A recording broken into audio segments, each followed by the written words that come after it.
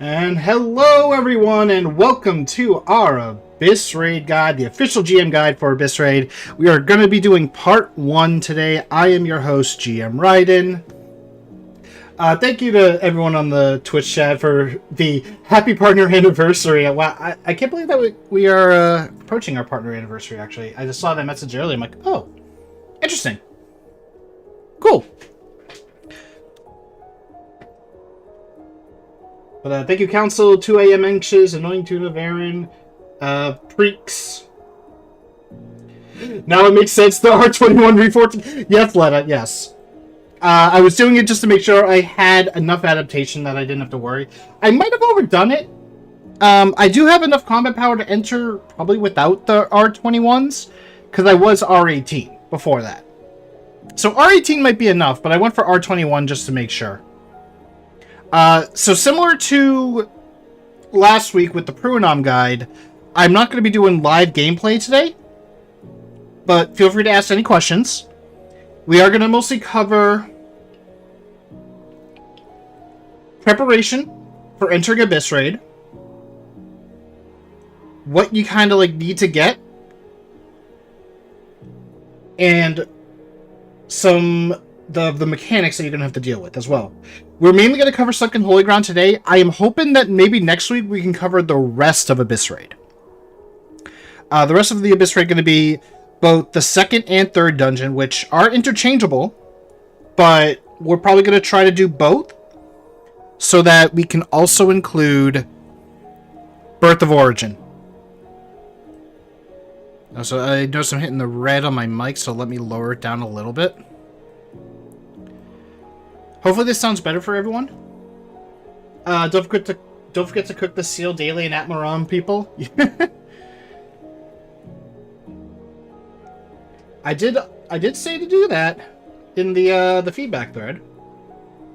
Mini Cooper on YouTube. Why can't I enter the game ID Playpark? I have no idea if Playpark is having any issues right now. I haven't heard anything. Just make sure that you're putting in your information correct. Make sure your internet is working fine.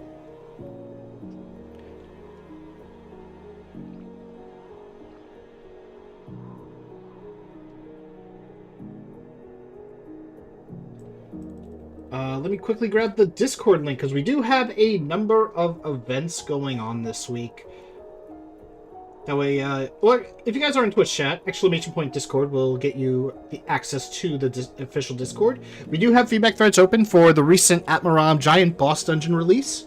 So definitely let us know your thoughts there, as well as on the accessories, because the accessories are a very big deal from what I've been hearing.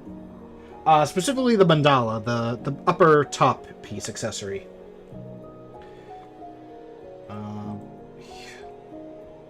I gotta put the YouTube chat on this side. That way it's easier for me to see. And, to kind of, like, do that. Actually, you know what? No, hold on. I'm gonna remove my own message on YouTube. Join Discord to share your feedback. Join in events. And talk with fellow Elsword players. There you go. And now I can pin that message on YouTube chat, so it's easier. There we go. Okay, so for Discord events, currently we have for our weekly Discord quest. This week, it is your favorite location that is your go-to hangout spot and relaxing when you're on Elsword. It could be your L house, it could be a town, it could even be a dungeon if you're, I don't know, crazy like that. We have the 9th fashion event of pretty much the year, we'll say. This time it's going to be fall themed, lasting from September 1st all the way through the 30th. So all through September, show us your fall fashion, whether you have it or, if you don't, use the magic wardrobe to get yourself that fall fashion that you so desperately want. I know a lot of you guys are very big fashionistas. Don't be afraid to show off your fashion. We have Who's That Character for September. I've yet to post today's. I will be posting it after the stream, so definitely look out for that one. Yesterday's is still open for a short amount of time, so if you haven't entered, make sure you go to the Google Doc or not the Google Doc, excuse me, the Google form that is in the channel. There is a new Google form every day, so make sure you participate in the correct one and get the answer correctly. You could win 300 KC. You can also win multiple times, so enter every day, and that will not only increase your chances of winning, but increase your KC. I still gotta get used to the fact that we changed Kaching to KC, so whoops. Your KC, you can increase the value of your KC rewards. We'll be having Spot the Difference on the 16th. And we also have a weekly cryptogram. This week it is locations. This is also another Google form. Fill out the form correctly with all the correct answers. You will earn some KC for doing so if you are chosen as the winner. I think that's all of the Discord quests. We do also have the Road to Masterclass event that's going on. Still going on until the 23rd, but we also have the community event. Reach Masterclass on your event character, share a screenshot of it, and you can also win some KC. 50 winners are going to be chosen.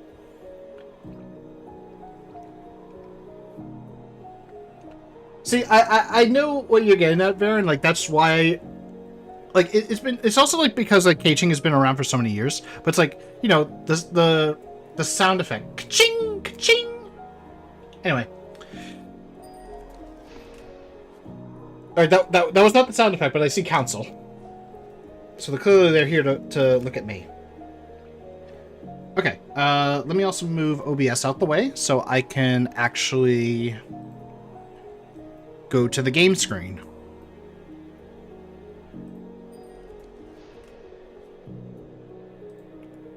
Okay. Let me also increase my zoom for... Oh, never mind, I can't. Okay, that's fine.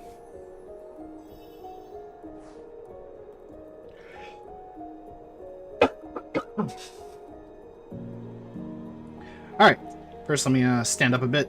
I was sitting down with my good old buddy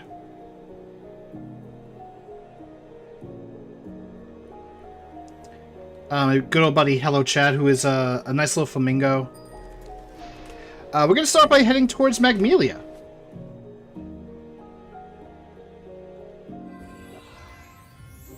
If you guys are on the NA server, feel free to hang out with me. I'm going to be like running around Magmelia here and there.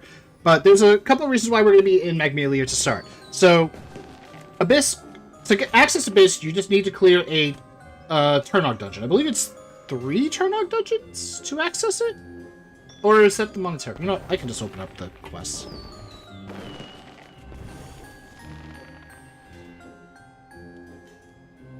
If I can find it. Oh, because I completed them all. Alright, yeah, so it's only 1 Turnog dungeon. Just clear 1 Turnog dungeon, turn in this mission, and then you'll have access to the Abyss raid. Now, you can see I've only cleared 1 dungeon. I will be trying to clear both these dungeons and Birth of Origin as well. As part of this guide. So, again, today we're going to be covering Sunken Holy Ground. But one of the reasons why you want to do this is because of course, the Abyss Raid weapon. By filling up the Abyss Aura Purification rate to 100% and clearing Birth of Origin, you will obtain the Abyss Aura Purification Reward Cube. Now, there are 2 rewards inside here. The Submerged Abyss Phantom Weapon and the Phantom Crest. You can only choose 1 per cube. When you obtain this cube, you can bank share it to another character. So, say you have 1 character that can clear Abyss Raid. You can just clear with that character, get them the Abyss, the Phantom, Submerged Abyss weapon. You can get them the Phantom Crest, and then you can get a 3rd cube, and then move that to another character who maybe you want to play in Abyss Raid, or further. Maybe you don't want to get the Flames of Judgment. Maybe you don't want to get the Vestige of Soul. You just want to skip that. And you could do that. The cube is bank shareable. You will also have access to some accessories. We did talk about the Phantom Crest. The Phantom Crest is similar to the Mark of Inferno from Varnamir Raid. It takes up the weapon guard slot. It provides... What's my setup? I'll go over the setup in a bit. I'm going to tell you this much. I'm only 5.1 mil. And that's what I entered the dungeon with. Perfectly fine. But the Phantom Crest is, like I said, a upgrade to the Mark of Inferno. Provides all skill damage.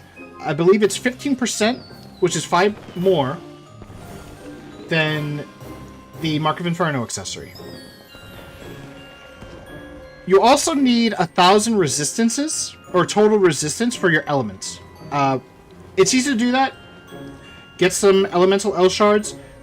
Do a 2+1 setup. First talk to the alchemist. I'm not going to actually do it. Here, you can actually see my setup. This is pretty much what I use for the video. The ERP, I only use 200. Didn't use all 400. You guys can see that. You can see I'm using the +10 Tenebra set R21, which I did for the adaptation. And I'm still using the +10 Flames of Judgment weapon that I got from before.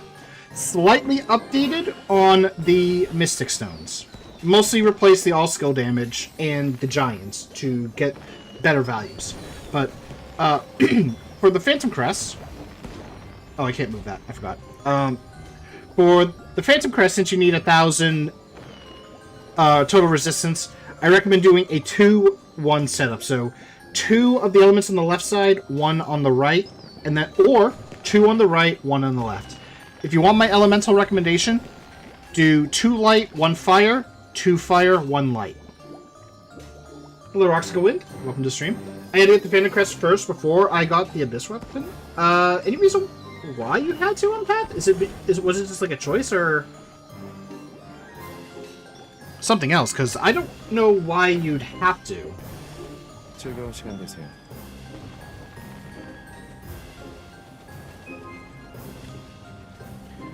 Going back.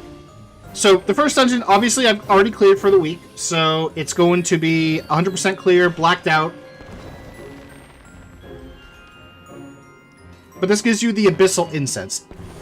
Now, this could be an upgrade or a downgrade depending how you look at it.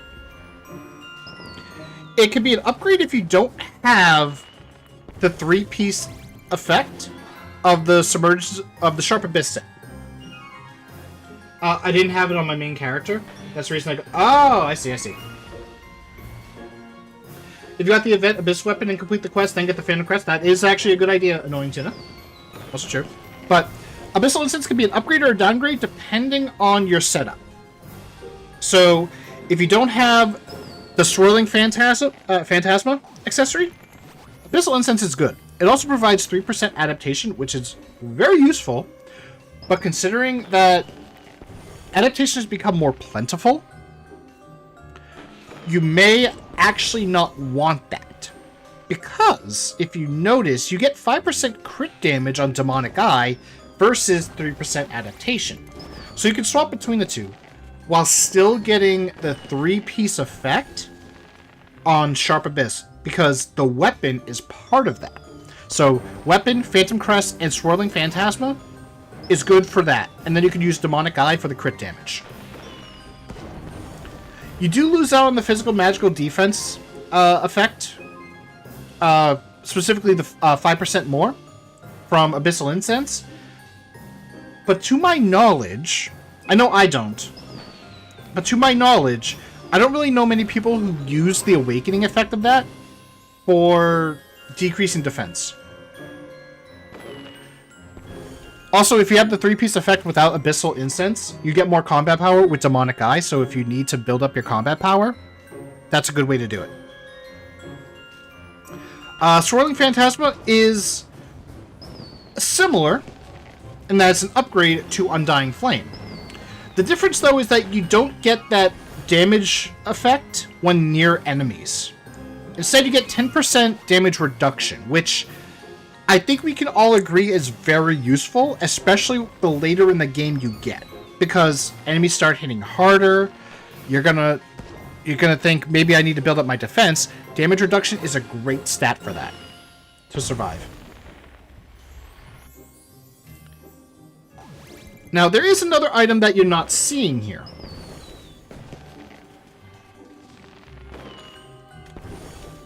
Sadly, it doesn't show up in this because of the fact that we did make a change.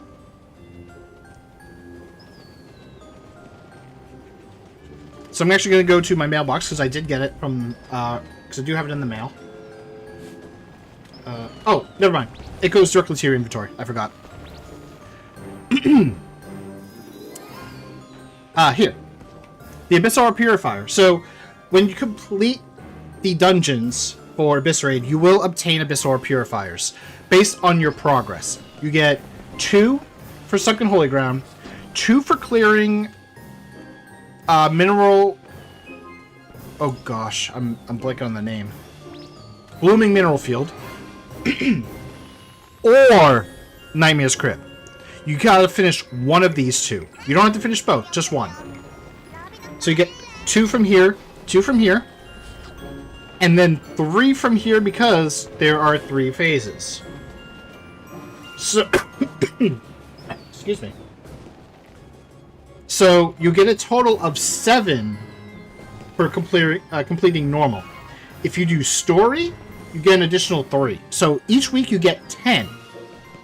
Now, what is the use of the Abyss Aura Purifier? Well, to show you one, you can see that my current Abyss Aura Purification rate is at 2%, which is not what we're going to talk about. Because you need to build this up to 100% to collect this, the Abyss Aura Purification War Cube. Once you reach 100% and clear Birth of Origin, even if you already cleared for the week, if you reach 100% after, clearing Birth of Origin again will reward you the cube.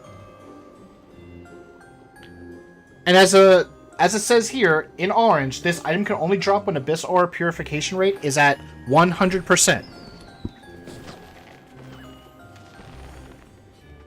Give me a second, let me just move this a little bit.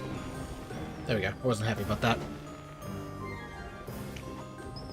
that. Demonic Eye or Glowing Flower for stats if you got 3 effects going. Yeah, Glowing Flower is Madame Coray's Garden accessory, which does provide a lot of crit from what I understand, and I can see why people would use that. If you don't have that, Demonic Eye with Swirling Phantasma is probably the better option for most people.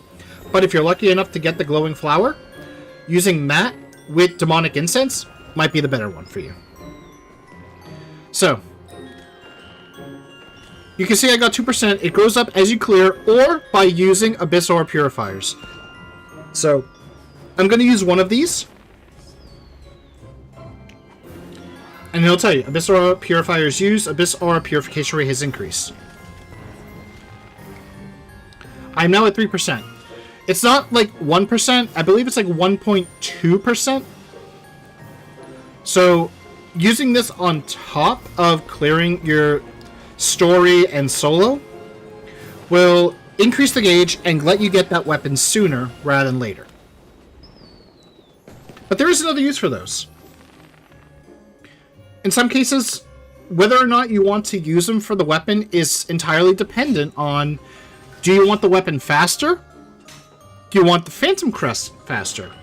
Or, an alternative, do you want the Abyssal Incense or Swirling Phantasma? With 84 of these, you can guarantee getting one of those accessories. Similar to the Weapon Cube and the Phantom Crest, or the Abyss Aura Purification Cube specifically, you can bank share these. So, by doing Abyss Raid on multiple characters, you can build up a ton of Abyss Aura Purifiers, which the Purifiers can't be bank shared, but these cubes can. Build up a character, get the cube on another character, and then you can move it to whatever character you want these accessories on. So, very much a good reason to do your Abyss Raid clears every week. Or, as Annoying Tuna just putting it out in Twitch chat, if you're lucky enough to drop it in Raid. Now, I haven't really been lucky, unfortunately, in my clears, so I can't say I've ever dropped one. I've seen them drop, but I haven't gotten one. I've gotten some of the previous Raids drops, but I haven't gotten an Abyss one. You can also farm tons of purifies to trade for abyss stones and help fund your main. That's another one. That's also another one. In fact, let's actually talk about those. So, you probably have seen like these four stones. They look very similar. The red, blue, yellow, and purple. Yes, these are the Abyss Mystic Stones. They are very similar to the regular Mystic Stones that we have, but they give you higher values of stats, and some stats are also not available on them. A good example, which might be a downside for some people, I know like there are people who are farming EXP, and so they use the regulars for EXP gain. You can't get EXP gain with these. I'm sorry. I'm sorry to admit that. But you can't. But yeah, these do provide higher stat values to make your weapon stronger. You can put them on any of the raid weapons. You don't have to put them on only the Submergence of Abyss. There's also the marks, yes, actually. So if you are someone who has cleared Abyss Raid and you are helping other people who haven't cleared, you can earn marks to trade in for different items. For example, you can trade 100 to get a random one of your the stones, 150 to get one of your choice, or 200 to get the giant. Or you can also get an Abyss Aura Purifier. Now, of course, the more you help out, the more you get. Let's see, I don't think that there's really much else to cover on the rewards aspect. I think that's everything else. So, I guess like what we'll do is we're going to start talking about setup. Alright, so one of the first things I did... Now, obviously I didn't completely clear the fourth growth guide. I still have these two missions, but I did... Oh, and this. But I definitely recommend you just clearing as much of this as possible to get as many of the rewards as you can. That's going to be the first thing. But you definitely want to fill out the 5th completion completely, as I did. The reason why is because this will reward you with a Tenebra armor set, enough of the effect select tickets to choose the effects you want, and plus 10 amulets for the Tenebra armor, and Reforge amulets to put you at plus 15 Reforge. So already, you're getting a nice big boost of power.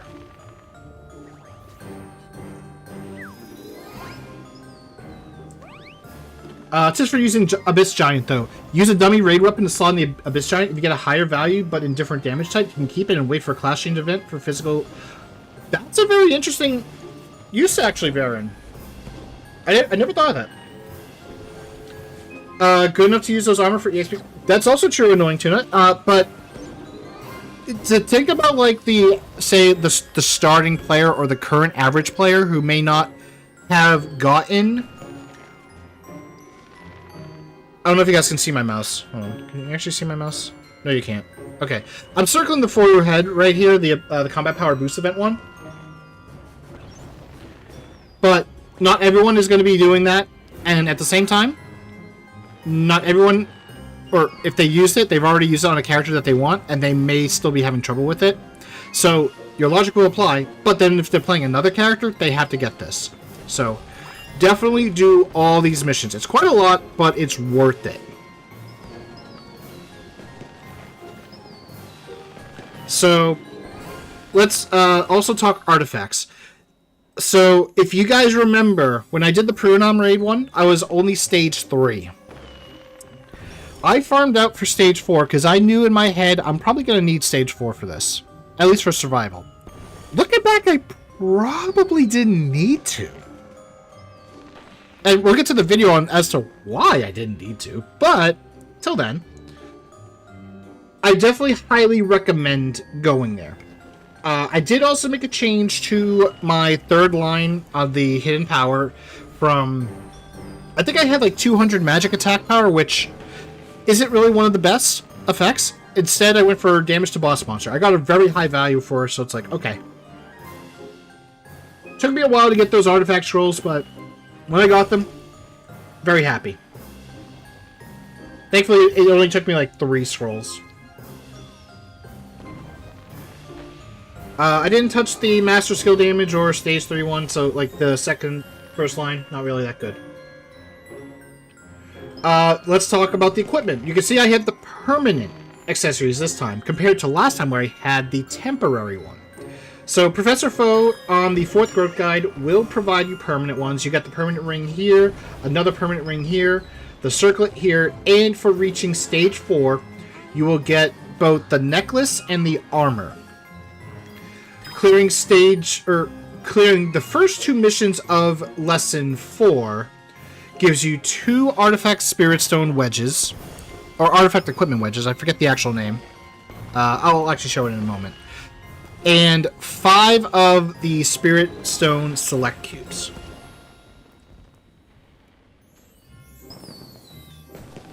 Other need to do 4th completion lesson 4 for extra boost CP they need. Outside of, well, I mean, I definitely recommend this. That's part of that. So, if you haven't done your Pronom Outskirts dailies, I definitely recommend doing it at least a little bit to get the Artifact Spirit Stone Wedges. These are for the artifact equipment. It only costs 100. You get 100 for clearing each of the Plagueis dungeons. So that's 300 per day. 600 if you got the Ariel's Pass. The premium one, I mean. We'll talk about what kind of stones to get, Annoying Tuna. Don't worry. And with that, you can create the other 3 wedges to put into your artifact equipment. You can also craft the specific stats that you may want. And then talk to Betty here. I think you can talk to Acela in Camp Aurora. And then choose Artifact Spirit Stone Assembly. Choose the equipment. And then you can see, like, right here, I can do that. I don't really have an extra one that I can use. No, I'll try this one. So, you can see, like, on my circlet, I have MP cost -4. I'll talk about that in a bit, but when you want to just go for an effect, you can use 100. There you go. So, now I'm going to talk a little bit about the colors, because now you can see I got green instead of yellow. So what do the colors mean? Each of the colors provide a different set effect, with green providing... Oh, I can't actually check it here. Never mind. So, that kind of ruined what I was going to do. So I guess I'll just look here. So you can see here with the yellow, because I went 5 yellow, you get a skill cooldown -10% effect while upon awakening. While awakened, you'll increase your critical and maximize by 8%. Your awakening charge speed will increase by 25%. You'll also get a 4% attack power boost while awakened, and -10% MP cost while awakened.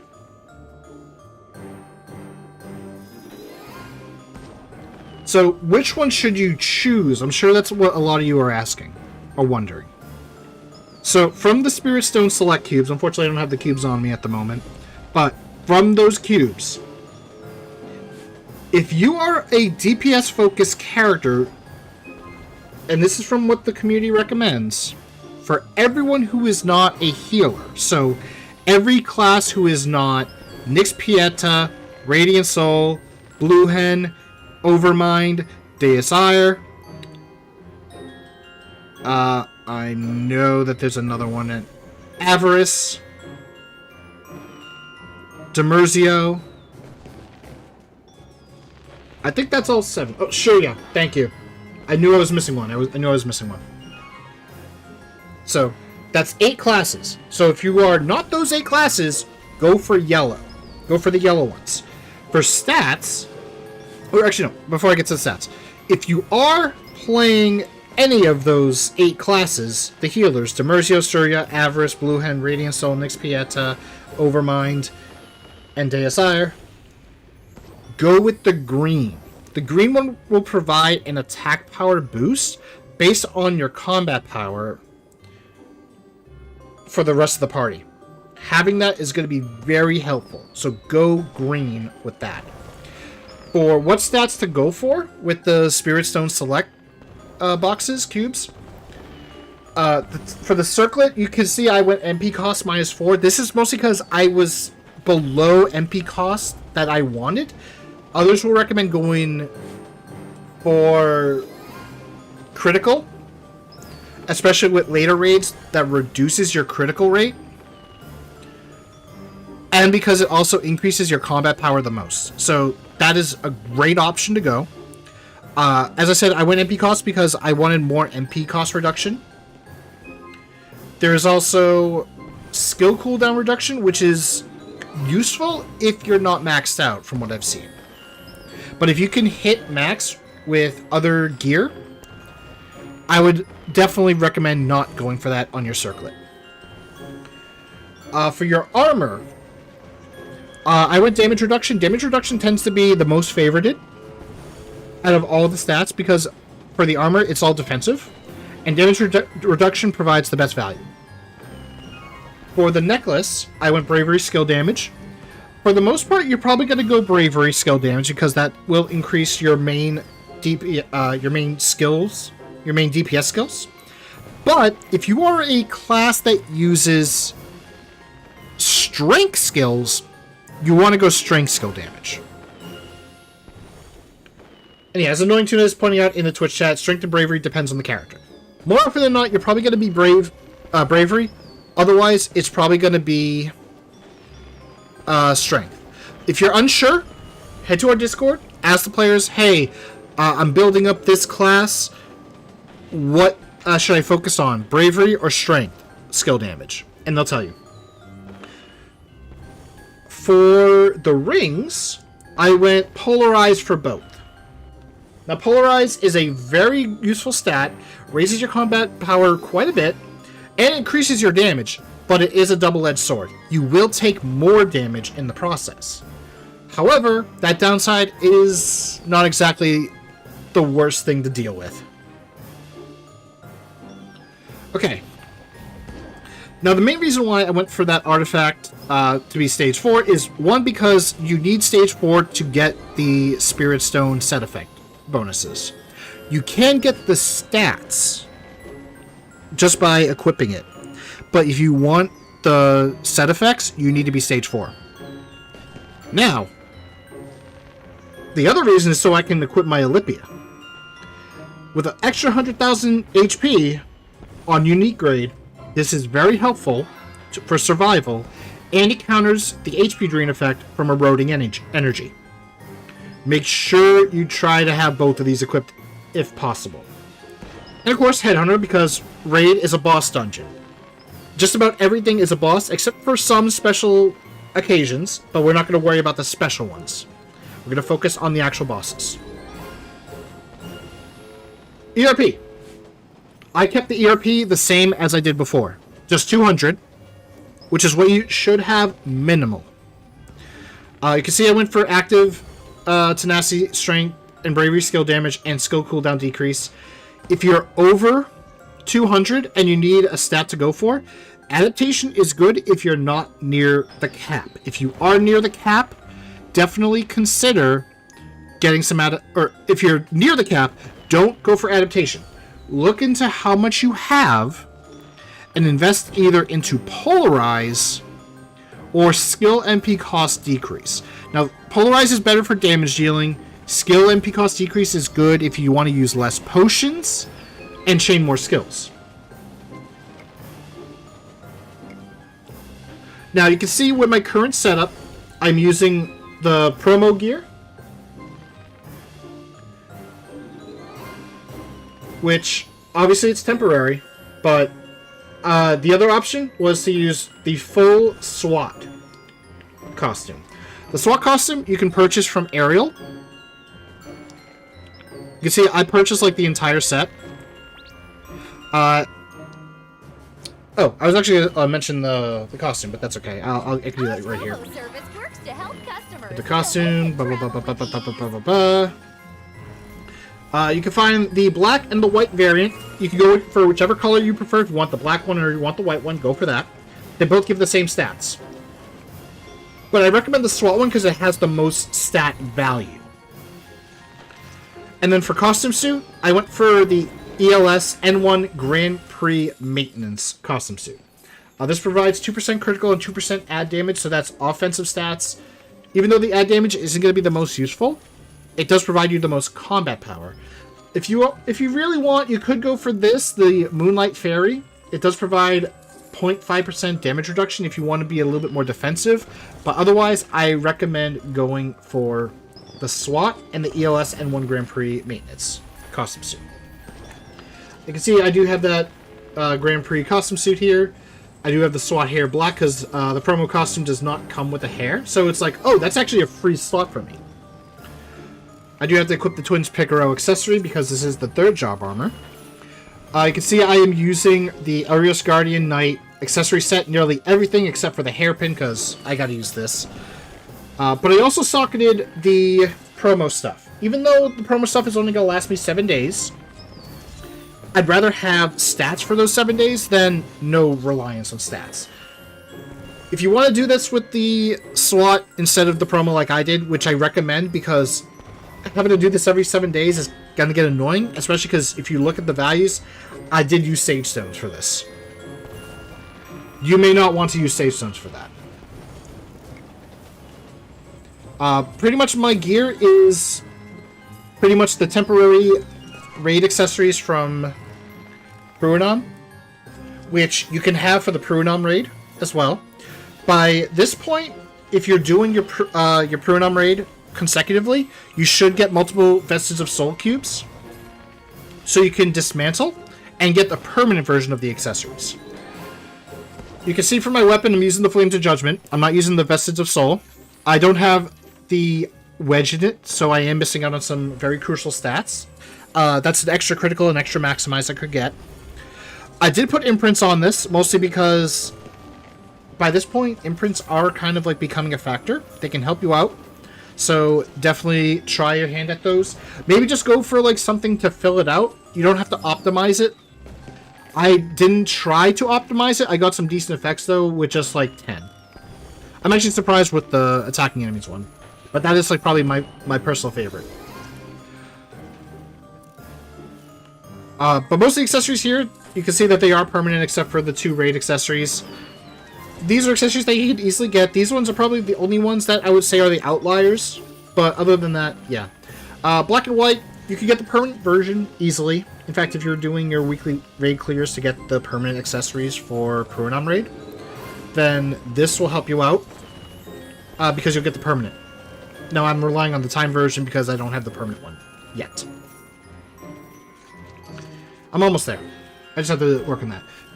And the one reason why I didn't actually work on the Vestiges of Soul is because I don't have a stage 5. I would use it. Maybe like for next week I can try it out just to see. And maybe by then I'll also have... What's it called? Have a wedge. So I can get those extra stats. But stat-wise... You can see I am capped out on damage decrease from boss monsters. That is from these Shining Dual Magic Stone of Pursuit that you can get from doing heroics. And using the heroic certifications and the Dual Magic Stone of Pursuit, combining them for the Shining version, putting them in your armor. Now, I did kind of like cap out a lot of these to try to get max. You can actually easily do that. You get 3 rewards daily per character, so do it on as many characters as possible. And you can see my adaptation is at 50. And that's with everything else. 50... Now, okay, first I'm going to quote Varen in Twitch chat. 53 adaptation is the sweet spot because the camp buff will push you to 55. Yes. 50 is the minimum I would say that you would want. For Abyss Raid, the dungeons have a 90% Demon Realm debuff. You need to mitigate that as much as possible, or you will not be in a good spot. Now, damage reduction, I am actually a bit over what I probably should be. But that's mostly because I did add in 11% from sockets.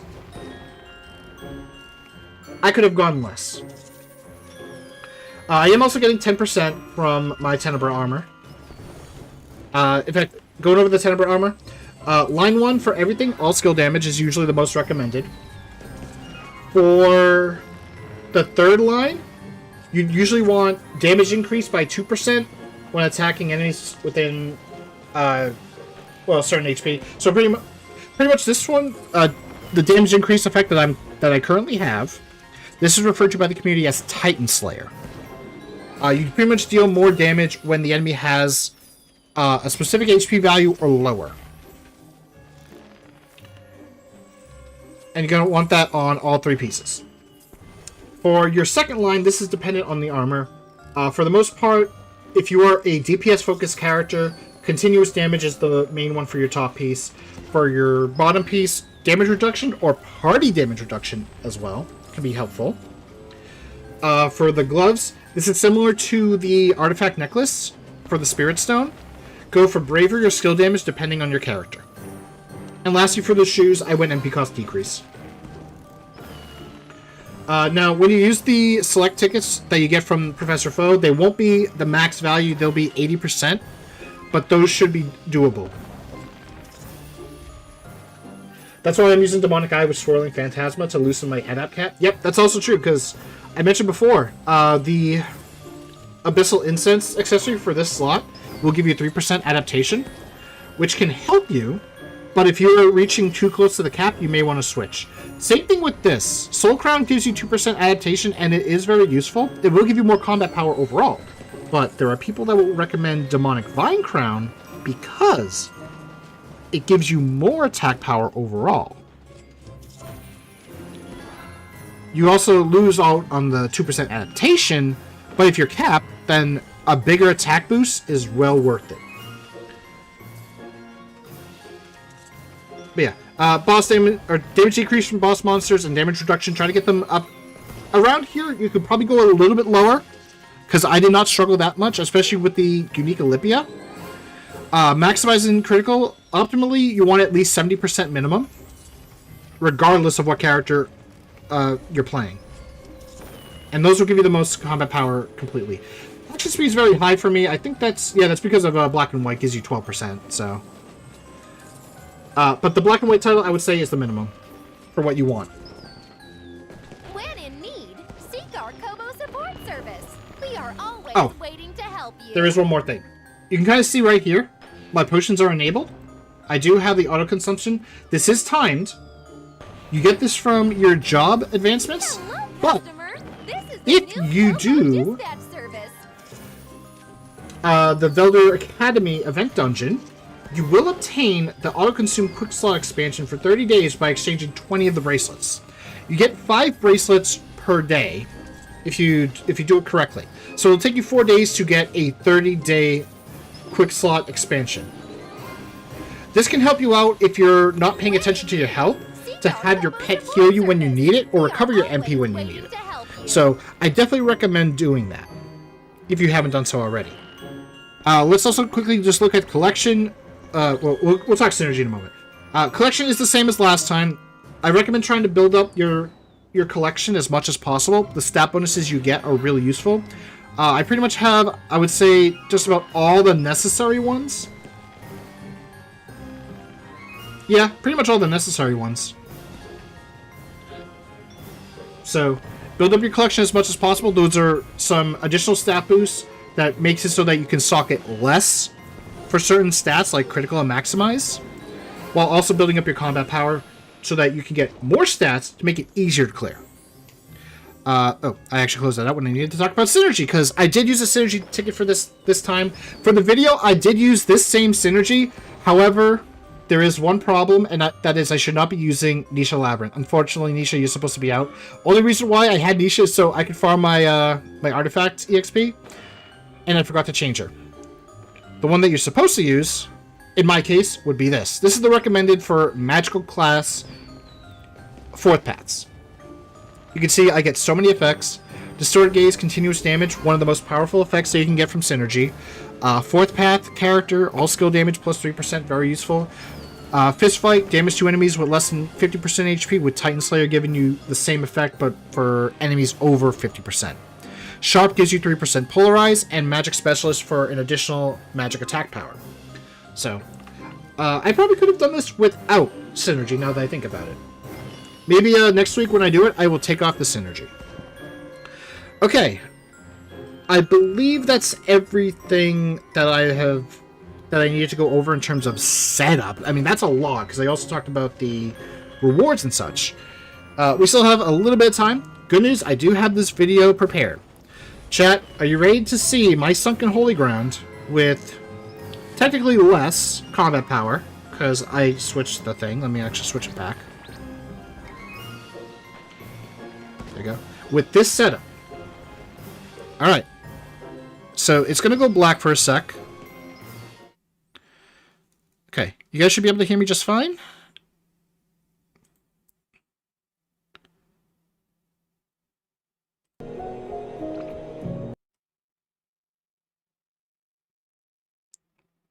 Okay.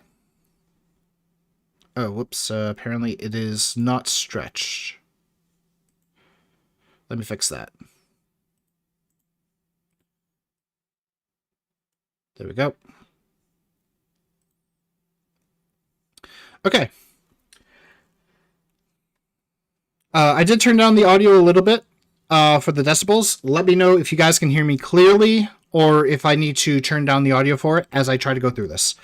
Similar to before, I also have a couple of extra clips that will show a couple of mechanics. I will try to explain them as best as possible and do some comparisons for solo versus normal / team. I'm going to probably say team mostly. If I see team, assume I'm talking about story and or normal difficulty. With that said, let's hit play.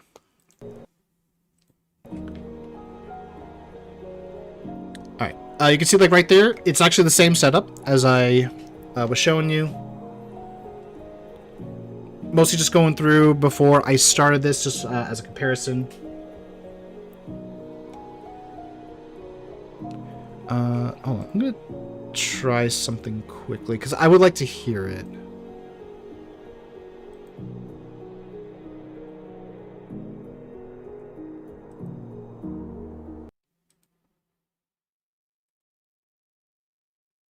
Alright, let me know if there's any issues with the audio, because I actually just enabled the output so I could also listen.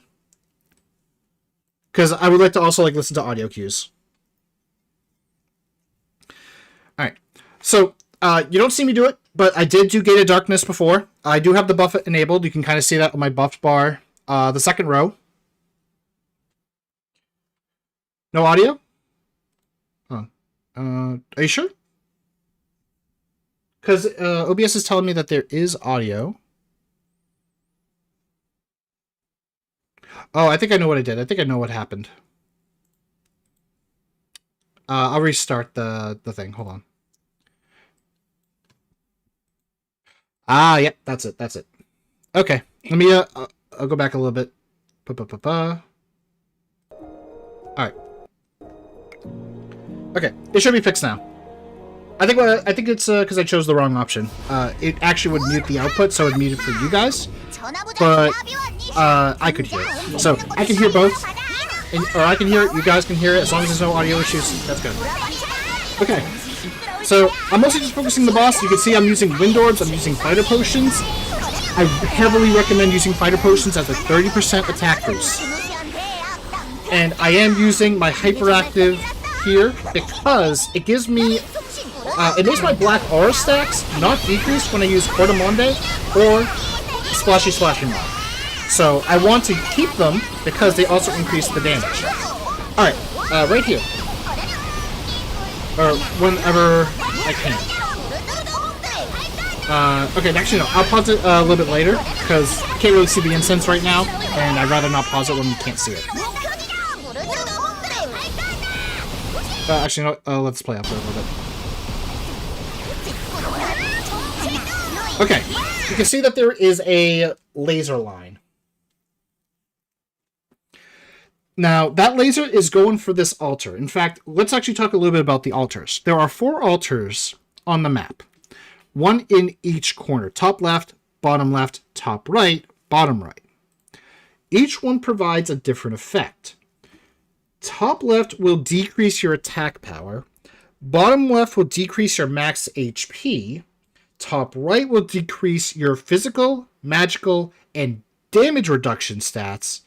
and the bottom right will decrease your max MP. So, what you want to do is you want to be careful of activating them and taking a hit from them in some cases. They do stack, which is why I'm blocking this laser, because this laser is increasing their gauges as it's touching it. So I'm now going to switch to a different bit of footage.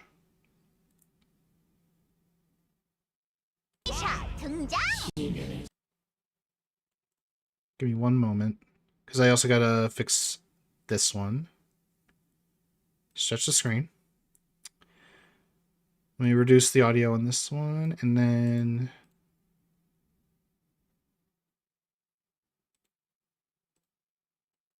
There we go. Okay.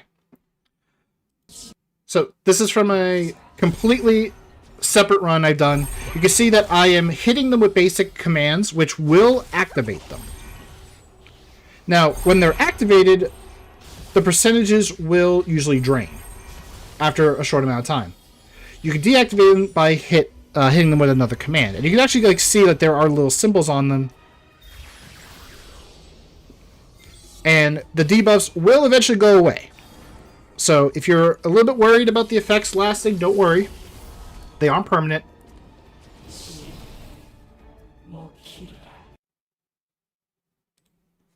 But it can be a very concerning thing to have to deal with. In teams, the laser, there may be two lasers at times.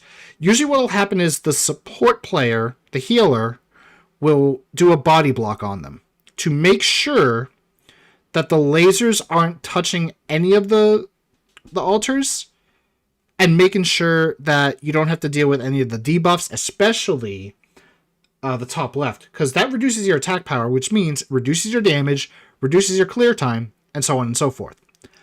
But currently the video is at 1:50. We're already at 143 health bars, so we've already done quite a bit of damage. But let's continue.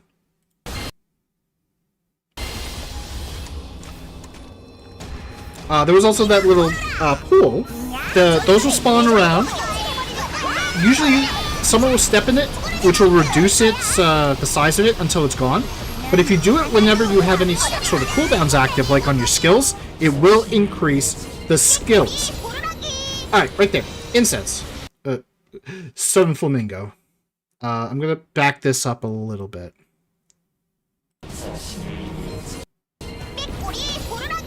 Okay. Incense. So this little incense thing, I'm moving my mouse. I don't think you guys can see my mouse. Well. Oh, yeah, you guys can't see it. Okay. That's okay. But the incense, if you are facing towards it, it drains your HP, and it'll also drain your MP if you're facing towards it. Now, this was happening earlier where I was taking damage, but the trick to it is look away. If you're not looking at it, it can't affect you. It doesn't matter how close you are. You could be right next to it, but facing away from it, and you'll be fine. Now, I jumped into the pool here just to kind of like, you know, reduce it, to also show the cooldowns on my bar go up, which we'll see in a moment. But I wanted to get away from the incense and move over here, where my my Twitter whistle was going, because that would be a decent distance away that I would not have to worry about taking damage while also facing the boss. And like right there, if you were paying attention, some of my skill cooldowns did go up. Unfortunately, the plan I had did not work, because I did take damage from that, whatchamacallit, the thing. Now, I did try to activate the altar, but the Abyss Worshipper boss teleported right in front of me, so it ate my command, which is fine. I'll take the damage reduction. But you can see that stacks up to 20 times.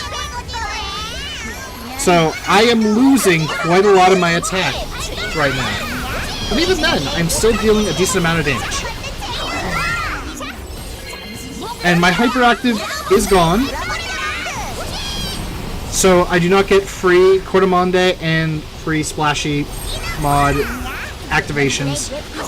for Black Aura for the damage increase and the size increase. So I do need to keep my mod sequence active. You can see that the bottom right is launching those orbs. If you don't get touched by the orbs, you don't lose your max MP, but you can see I take a couple of hits, I lose a little bit of my max MP.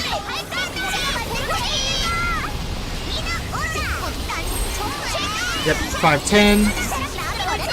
Now 500. 490, and so on.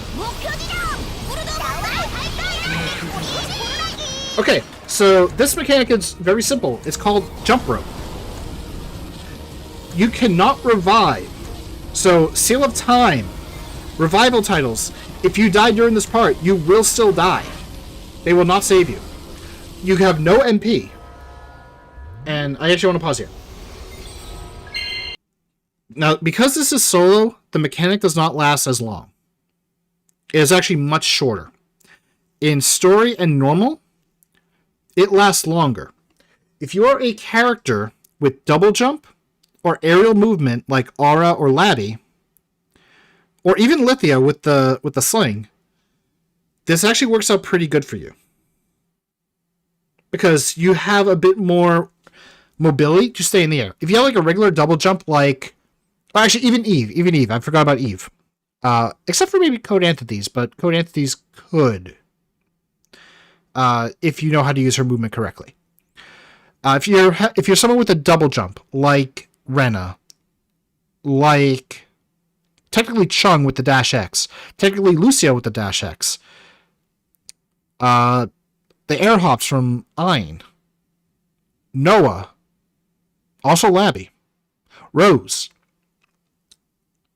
Ad. You have to be careful of your height, because if you go too high, you're yanked back down and you are hit with a stun effect. So you might take damage. Now, the good news is that if you get hit by the jump rope, you do not immediately die, you just take a severe amount of damage, but you can't heal during this. Your potions will not heal your MP, nor will they heal your HP. So, this is one reason why I also recommend having a unique Olympia with your eroding energy to combat the MP drain effect, because you're not going to really be throwing out attacks. You're probably going to be focusing on the jump rope and dodging. So you have to be very careful. Now, really, you can get hit from top. I mostly mean like when it's going like at the bottom, Annoying Tuna. Obviously, like when it goes up, you want to fall. But when you have to actually do the jumping part, they have a bit of an advantage with that. So one thing I recommend... Oh, also Aisha. Aisha has like the little float, so she can like stay in the air a little bit longer before dropping. Very helpful.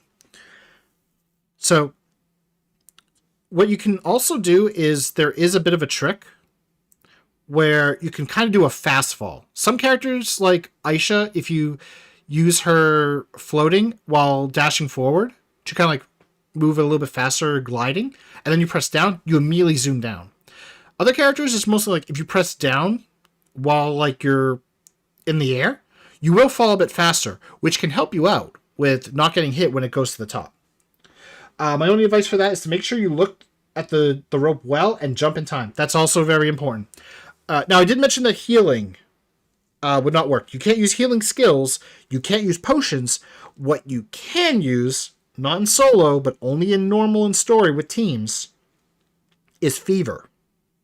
If you have the Guardian of Secret Closed Space title or Professor Foe's First Pupil title, I believe that's the title. No, that's not the title. That one's the reward for the first growth guide. I forget the actual name of it, but you get it in the first growth guide from one of the missions to activate Fever. But you can activate Fever to heal the entire party. So if someone's low on health, you can throw out the Fever to save them. But this is definitely one that requires a bit of practice for the jumping. So definitely, get some practice in if you need to.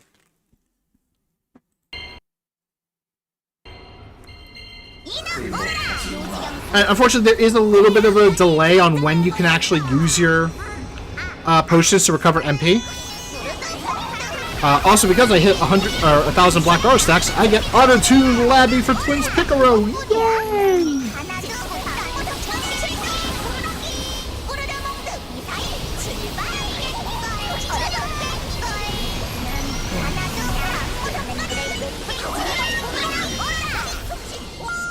If you actually like read the text from the Abyss Worshipper, by the way, it is backwards. We will not stop, but it won't be easy. I wonder what that means. Alright. Now, this is also where I made a mistake. I forgot to use my adaptation elixir to put me up 55%. Also, I did notice that my combat power actually went up from before, which is interesting because I didn't really change anything. I think it might be from the artifact, actually. I might need to double check on that one because I know I didn't make any changes. You guys saw the video. But we're now at the Abyss Fanatic. This one is a little bit straightforward. Just kind of like stay right here. And honestly, I'm going to pause here because I do want to also mention something. Because I know someone's going to probably bring it up in the chat or the comments on YouTube. But I know that there is a little AI trick that you can do.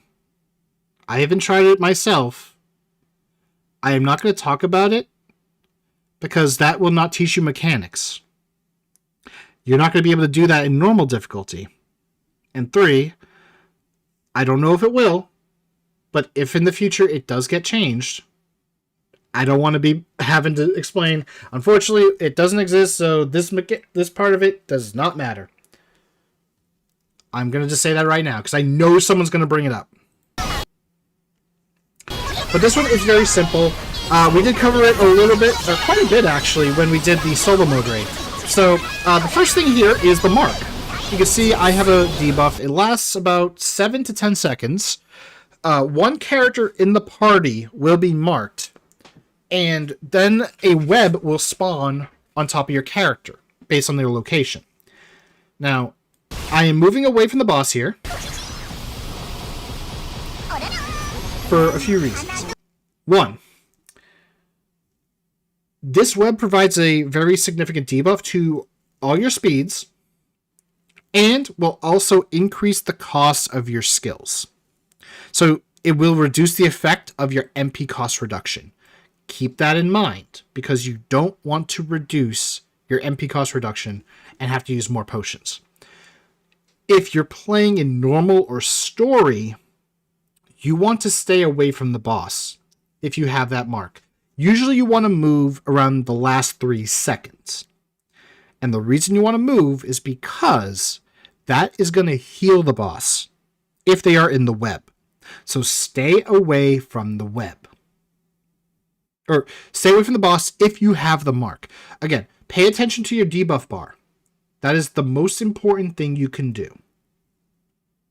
If you get marked, wait till around 3 to 4 seconds and then move away from the boss. Go to the other side of the map and wait for that web to spawn before you group up. For the most part, you also want to stay near the boss, but not when you have that debuff. If you're in a group, always clump up on top of that boss, because if you stay far away, the boss is going to decide, you know what? I feel like jumping. I'm going to jump into the air. I'm going to jump into the air again, and I'm going to jump into the air again. I don't think you guys want to be dealing with a boss that just jumps constantly. So stay grouped up, stay as close to the boss as you can. Don't stray away from it.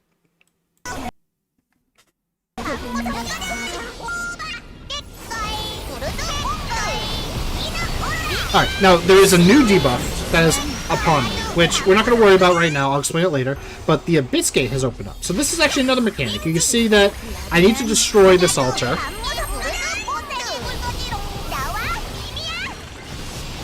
I need to destroy these 2 altars. And now it says the Abyss Gate will be engulfed after 5 seconds. So I'm going to pull up... Oh, whoops, not that, not that. We're all done with that one. So I can move it out the way. Let me move this. And let me just do a quick change of the audio just so I can hear it.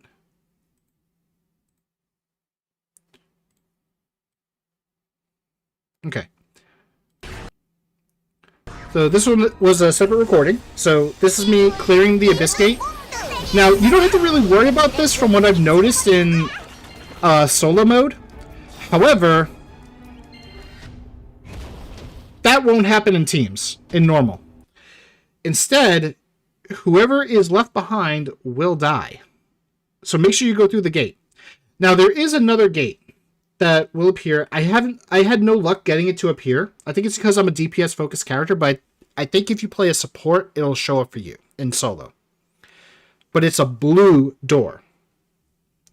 In normal, if you are not clearing fast enough, you may need to do this as a support, as a healer.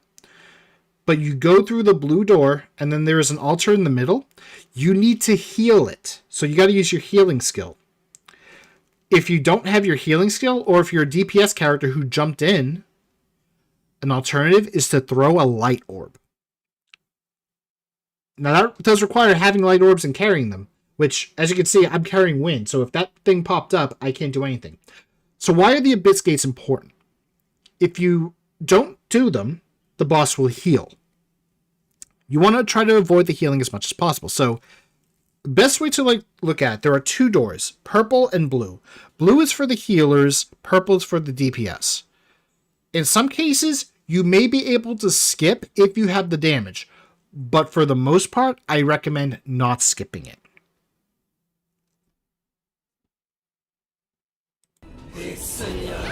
Whoops, wrong one. There we go. Okay, now, I did mention that there was another mark on my head. There is a little icon in the far right. You can also see that I am showing off a one of the debuffs from the altar room, the Abyss Gate that I got. It's similar to the previous phase where you did have the altars that debuffed you. This is a similar example right here. But the diamond mark, you can see the diamond mark debuff that is on the second to the right of my debuff bar is related to this little icon here. If that thing touches you, that is pretty much a death because it will take off all your HP. I believe in teams, if an ally touches it, they may be fine, but it is a client-sided thing, I believe. Because I think that there have been times where I've died by touching it when an ally is marked. But then there's other times where I never died from it, or I've seen allies touch it and they didn't die. But for the most part, what you want to do is you want to look towards it. If you're looking in the same direction as it, it will not move closer. If you look away from it, it will move closer. I believe in solo mode, it also stops at the halfway point. It stops at the center. So you don't have to worry about it too much if you're on the other side of the map. But in normal difficulty, it can follow you to the other side. Be very cautious with that.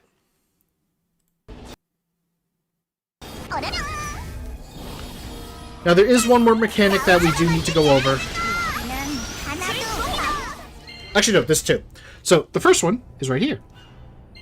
We have the web. Now you can see I'm typing out a couple of arrows. I am typing out the arrows because this is a memory game. And my memory is not the best sometimes. So you can see I'm typing left, down, left, up. Those are the safe spots. The areas that light up are the not safe spots, and is where the attacks are going to come in. You get hit by that, you will take a lot of damage, potentially death.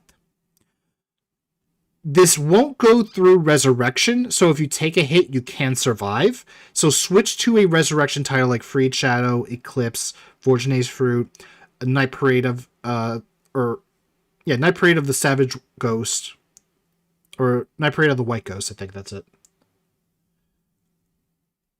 But someone should definitely type it out as to what are the safe spots. Now on solo, it's not. You don't have as many. I believe you get up to 8 on normal difficulty. So when you have more to deal with, you definitely won't need to remember.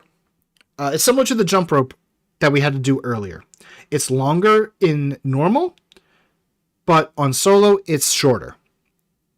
So it's not as heavy. But typing it out like this is a good way to find out, okay, where do I need to go? Obviously, my chat isn't scrolled further down, so I can't really make use of it afterwards, but this is enough to get me by.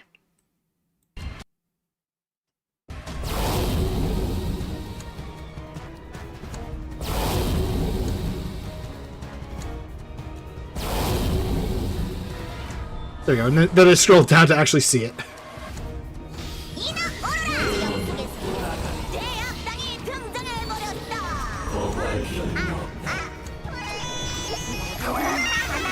And as you can kind of tell, I have gotten double marked. I'm mostly just moving to the other side just to get rid of the web. A little funny thing happened there because of Cordamon forcing you to go into the air to cast it with the animation. And because I was at Super Armor, I got launched. It was funny. I was laughing when I recorded that moment. By the way, this boss, you can freeze. Okay. Now, this is also an important mechanic. This is Blackout. You do not want to use a skill during this. Do not use any form of skill. No special active at all, specifically. You can use an active. You can even use hyperactive and master skills, but don't use tenacity, don't use strength, don't use bravery. Otherwise...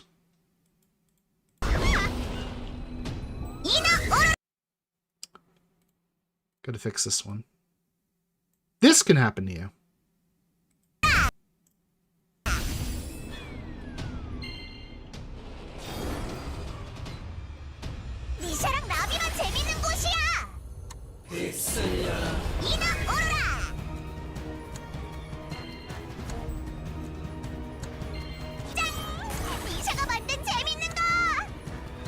Oh, what? Sorry. This is actually a pretty long clip, so let me fast forward.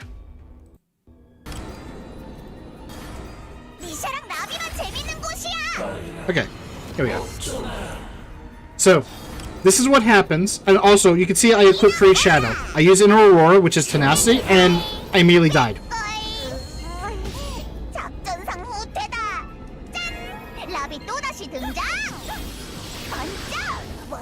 Now, as you can see in solo, if that happens, it's not the worst. You could just clear this out normally. But in teams, don't do that. Now, in teams, in normal difficulty, if you do that, whoever is near you will also die if you get hit, or if you trigger that. If they trigger and you're near them, you can die too. So, for the most part, don't do that.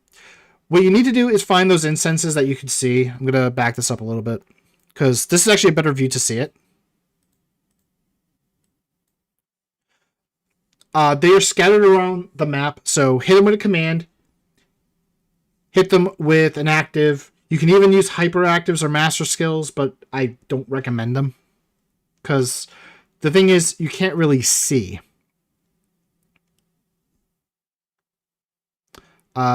They can be, I believe, 4. They can even be 5, maybe even 6, I think. I think I've seen one with 6, but that might have been the old version.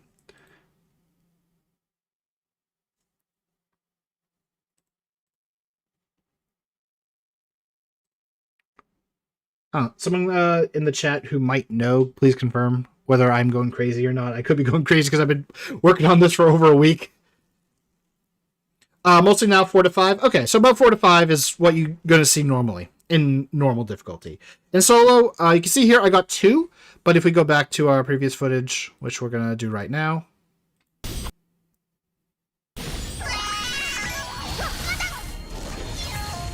And if you're curious, why did that not trigger the boss? Why did that not stun me? That was my active. My active did not trigger, but it was enough to defeat it. And I only had to deal with 1 right here. It's possible I could have had a skill active that might have hit it, because they are not immune to special actives. But long-lasting skills could probably hit. Alright, another abyss gate opened up, so I went to go do that.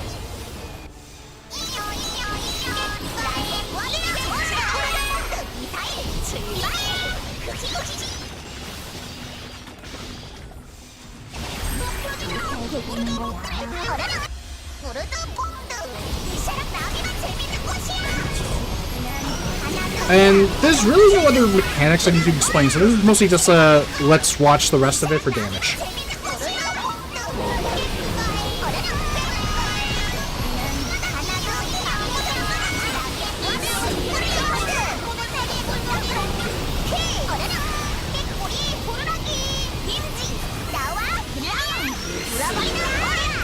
Also, I do apologize for the Twin Spec role players that I I'm disappointed because I lost my stacks again. But this is the first time during the Abyss Raid, which is it's not that bad. But I do also apologize if my skill setup, my rotations aren't as good. I'm not the greatest as Twins Picker, but I'm just using it just to kind of like play something different that is not Aura or Chung, because I think that we've seen like with my Chung before. It's like, yeah, I think my Chung is fine. I think I don't really need to worry too much about it. I read that you can see that I am sticking inside of the web. I get a 7-stack debuff, which is very, very annoying.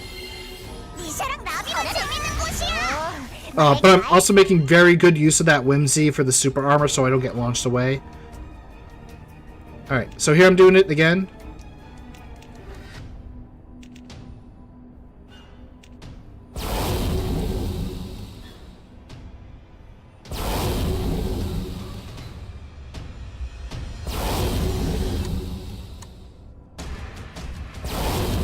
And there we go. We only have 11 health bars left. Throw one more final wind orb to finish it off, and there we go. As a drop, you can get the Abyss Mystic Stones, as mentioned before. You can see, like, right there, I'm getting 2 of the Abyss Aura Purifiers. Only took me 9 minutes and 11 seconds. If only this was, if only I did this yesterday, that would have actually been hilarious, just because of the time and date. But yeah, you can actually see like right there, it's not even at 5.1 million, which is just barely enough to enter with some of the most basic stuff that you can get. It's not that hard to do solo mode once you learn the mechanics. Yes, the mechanics can be tough, but that's where you just need to practice and learn. It is going to take you a while. If you are thinking like, oh, well, that's a long time, I'm going to say this now. It's a raid. It's not a normal dungeon. And you are at the cusp of entering. Once you start building up your stats and you start learning the raid, you start making use of things like fighter potions and wind orbs for the defense reduction, you will clear much faster than this. If there was time, I would gladly show you what my full power run would be, which I did one before the stream, and I want to say it was like around 2 minutes. No, 2.5 to 3, we'll say, because I did also mess up a little bit. All right, let's switch back to our game screen. So yeah, that is part 1 of the Abyss Raid Guide. Giant Stone Apple also needed. Okay, actually yeah. I'll also say Giant Stone Apples too. Especially because I don't need them since I have Whimsy as Twins Picker, which gives me my super armor. Most people will want Giant Stone Apples because they will give you super armor. They do also give you some damage reduction, which can help you out for survival. But I think that you may want to save those for when we cover Birth of Origin. Alright, with that said, we are done with part 1. Part 2 will be next week. We will be covering both Blooming Mineral Field and Nightmare's Crib. Oh yeah, it also increases your jump speed, the Giant Stone Apples, which I can see some usefulness to that, but I see that as a sort of nothing burger. In terms of like, how is it going to help me in some of these parts? It won't really help me with the, say, the jump rope, because it'll make me jump too high. Especially because a number of my characters tend to be double jumpers. So that's going to make me get stunned for a little bit. But yeah, next week on Thursday, we will cover the Blooming Mineral Field and Nightmare's Crib Dungeon. And if we have time, we will also go over Birth of Origin. I definitely want to try to get Birth of Origin included, because next week is the final week of the Submergence of Abyss weapon event. And I know that for a lot of the people who are struggling right now, Birth of Origin is the one that they need to clear.